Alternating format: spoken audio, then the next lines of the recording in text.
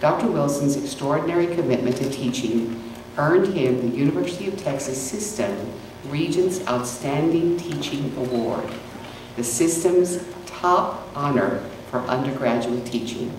We are delighted to have Dr. Wilson be a member of our faculty. Please help me welcome your keynoter tonight, Dr. Jeff Wilson. What I'm going to talk about today is a 4-act play. This 4-act play starts as a bit of a drama, and it progresses through to an epic. And this 4-act play is going to take place here with some of our students here on the UTB campus. So the stage is going to be UTB, and the actors are going to be students. And pay attention to that asterisk, because I will come back to it in just a second, not only for my protection, but for the students in this room, given that their parents are here. So we have 4 award-winning actors. Katarina Noble, you might have known her from her Golden Globe supporting actress role on the 2011 NAIA Championship UTB Scorpion Women's Volleyball Team, which I think that's district, which may also be considered both a drama and an epic. And Leonel Garza, former role as a teacher in the String Community Orchestra here for BISD elementary students. So let's just thank them one more time. So here is a legal disclaimer. I did this for my own protection, but like I mentioned as well for the students. Unless directly quoted, students are actors, and these situations are not necessarily theirs and may not reflect their real lives. Remember that, parents? So let's start. This is your world on the first day of class in your first year. This is your world at UTB. And what's going to happen is some noise is going to begin to enter this world in this first act, your first day of class. So Katarina is going to play a student who came to campus about 15 minutes before class started and discovered that the closest parking spot was at the HEB over on Elizabeth Street in the parking lot. It's not you, Katarina. Created some noise. Liz wondered how Chemistry 1 might be related to Shakespeare's Othello when she realized a little bit later that she wasn't actually in a Chem 1 class. More noise. For Lisa, she finds herself in front of the line at Barnes & Noble and realizes, as an actress she finds herself, of course, that the Earth Science textbook is $139 and not free as it was in Los Fresnos. And then our most complicated role, maybe the most complicated role in all of stage history.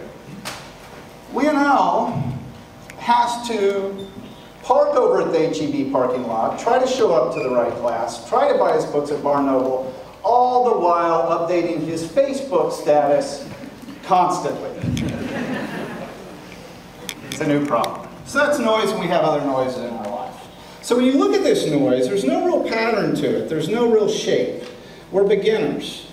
If you look at it, it just looks something sort of like this. We haven't began to make any sense of it, and our action is not really even an action, we're reacting. So the results of this, not for anybody in this class, but for some people that create a lot of noise, right, may be something fun like sound. If you don't know what it is, you don't want to. All right, so the end of the first year, Act 2. And we move forward a little bit. Katarina finds that it is worth $60 to pay for a parking permit. It's usually a good thing. And when it isn't a good thing, there's always her secret parking spot over on Jefferson Street between the 2 handicap spots she can always default to. So that's some of those noise that she's beginning to give some shape to. Leonel realizes that the very first step in a very, very long road to recovery is to admit you have a Facebooking problem. So in this stage, we begin to organize some of this noise. We begin to give it some shape. We begin to give it some specific places, and we're really aware of it. We're no longer just reacting. The results are A's and some B's sort of mixed in. So let's move to the third act, and this is where most of you guys are at the very least. And this is a focused student. At this point, we're moving to where, let's just take Liz's case. She's now had, for at least a couple semesters, a map of campus in the campus schedule on her iPhone. She's organized all her classes into Tuesday, Thursday afternoons, so she can study in those mornings. And on Wednesdays, she can study. And on Monday and Fridays, she can work. And on the weekend, I suppose she's working or in church or in the library or something else. Leonelle has also moved quite a bit down the stage, and not him specifically, again, your character, all right? And he's decided he's only going to Facebook at all times, except during those Tuesday and Thursday classes and during church. So this is the focus stage. And the action here is taking all of those different pieces and putting them into one specific place. So what you'll note about this focus phase is that that space of noise is much smaller than those individual spaces were by themselves. And what does this result in? Well, it results in something like the Dean's Honor Roll, which all of you in here have participated in. So let's move to the final act, Act 4. And this is a master student. At this stage, you'll note that that noise is even a bit smaller. This is a level of mastery.